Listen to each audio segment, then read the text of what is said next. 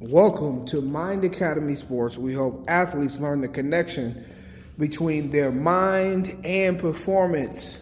All right, today we're going to dive into why is Notre Dame struggling so much at home, and maybe in another video I'll attack why Notre Dame struggles versus teams that are less than, or when they should win games, why do they play down to the level of their competition? I know Northern Illinois has some talent. I'm familiar with that. But by and large, we do usually, especially when we're at home, we play at the level of our competition. I'll talk about that in another video. One thing that's very, very important, and I keep trying to re-emphasize this, the thing that I always say, and I've said it across multiple videos, is that if you want to become a master, you have to become a master of your body, your time, and your environment. Okay, that is huge as athletes, as a part of the mental game. And one of the things that you have to master inside of this whole environment thing is you got to figure out how to get in the right state of mind when you're playing at home. Trust me, I remember like it was yesterday. I played for 4 years at the University of St. Francis, and then I played my last year at Trine. But at St. Francis, it took me a little bit because I'm coming from Penn High School where my game time is at 7 p.m. Everybody in my city is coming to watch us. So, I get the whole day, and my body has been used to this thing for so long. At 7 p.m., I'm ready to go 100%. I'm locked and loaded. Now, as a college football player, I got to be ready to go at 12 p.m. on a Saturday. I've got to be at breakfast at 9 a.m. You feel what I'm saying? I'm like... I'm so excited. I mean, that whole night before, the Friday night before, I'm excited. And I get it. I'm excited the night before. But then when I wake up, I'm like, it's game time. But my body and my mind, I can't get myself into that right mode. I'm still at home. I'm playing like a little bit away from my dorm. You feel what I'm saying? It's a difference of when you actually playing a game at 12 p.m. And I understood when I played, I'm like, we play with so much fight when we play away. We play in a tough opponent. Everybody's against us. We ready, we locked, we loaded. We understand this is the game time. We dress different. We had whole uniforms that we would wear, and we would come in there with such pride because we like, dude, we from the best places in Indiana. We got guys from Warren Central, Ben Davis. We have so much pride when we go away. But when we come home, it's like it's a lull. Okay? So it's something that you have to overcome. This is why I tell people, when you are trying to get somebody who can come in and work with you guys, not only do you have to have a person who's sufficient with psychology and sports psychology and teaching principles, that's good. But it's also helpful to have somebody who put on a helmet, because I understand the ins and outs and the intricacies of what it takes to be a college football player, and playing at home and playing away is totally different. So you've got to be able to master that. And for 3 years straight, this don't have nothing to do with Coach Freeman or nothing else like that. Just, I've been watching Indy football for a long time. And internally, we don't have the fight. And the other teams have the fight. I mean, Coach Hammock, I believe that's his name. I'm familiar with him. He's from Fort Wayne, Indiana.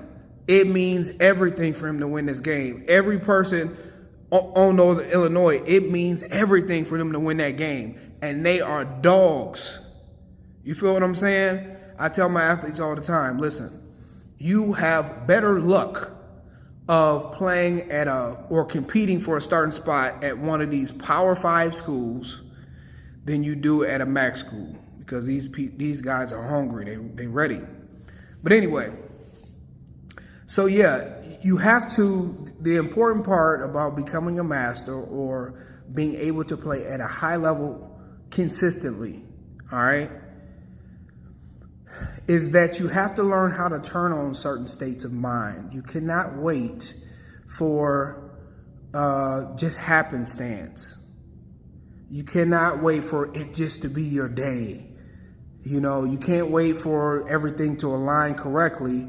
You will always play inconsistently. But if I can turn on my states of mind, these powerful states of mind of confidence, of poise, of resiliency, of the best person that I can be, if I can turn that on consistently, it does not matter if I'm home, it does not matter if I'm away, it don't matter if my coach just yelled at me, I understand how to turn it on. And it's more so, I keep hearing in the press conferences that Coach Freeman does. He's been doing it for about 3 years, and like I said, I have a lot of respect for the coaching staff. But he always says, I'm trying to figure out why we're not executing. I'm trying to figure out why we're not prepared, and we're doing everything. We're having good days of practice.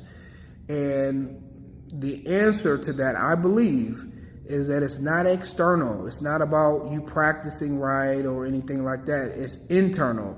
Are all players that are playing, are they ready on the inside? Are they internally ready? Okay? And in my opinion, 99% of athletes are not. They're not prepared internally to win all the games in their seasons, and then especially advance in the playoffs and win in the playoffs.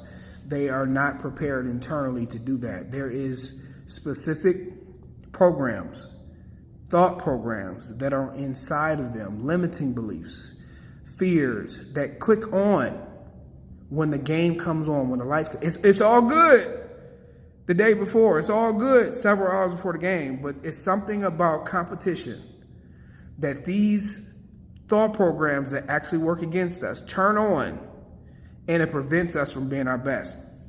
Now listen, when your team has momentum and somebody else makes a play and you can kind of get a breather, then sometimes the right thought programs, that's why I said happenstance, the right thought programs kick on, and all of a sudden everybody gets confidence, and it's like front running. Like, I feel good. But what happens when you're supposed to win the game? You're supposed to win this game by 28 points. And the running back it looks like he made an initial good play where the guy didn't let him go in the inside, so he kind of went over the top. Like, that was a great route.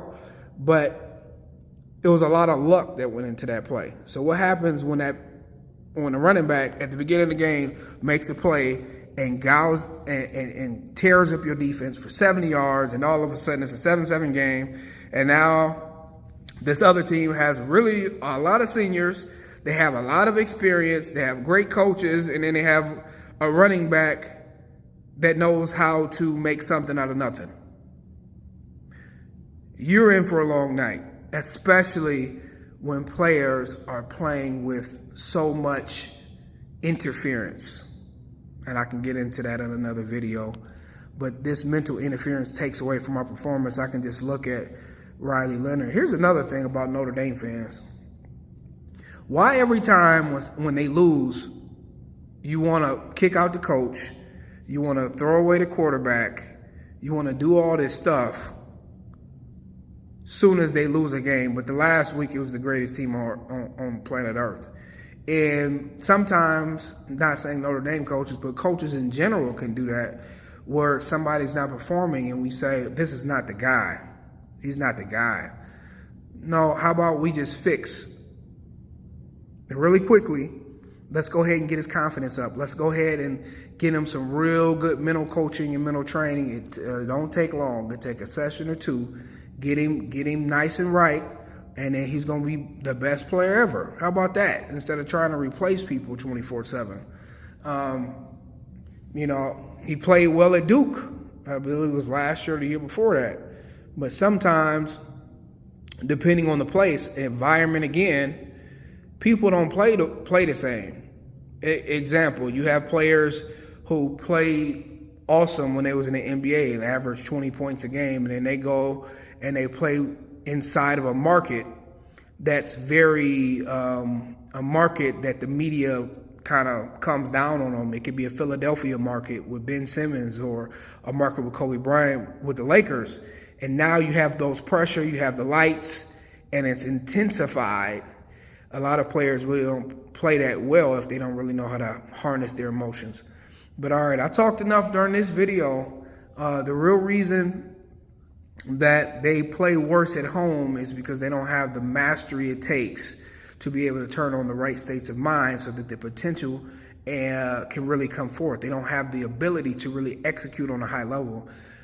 This thing is higher, much higher than learning about psychology, and that's something that people do too. You know, you think that you're getting somewhere because you're learning about psychology principles. Oh yeah, we have a doctor and he teaches us about thoughts, he teaches us about emotions, yeah. And you really think that you're getting somewhere because you're learning education. And the leading people in neuroscience, the Joe Dispenza of the world, and the leading psychologists, especially when it comes to sports, they understand that it's not just about your head knowledge. It's not about learning about sports psychology. It's about becoming the principles. And if you don't become the principles, it's just head knowledge. And it's not going to benefit you to the capacity or the amount that you need to benefit. All right, guys, I'm going to head out. Remember, you are only one thought away from your next greatest performance.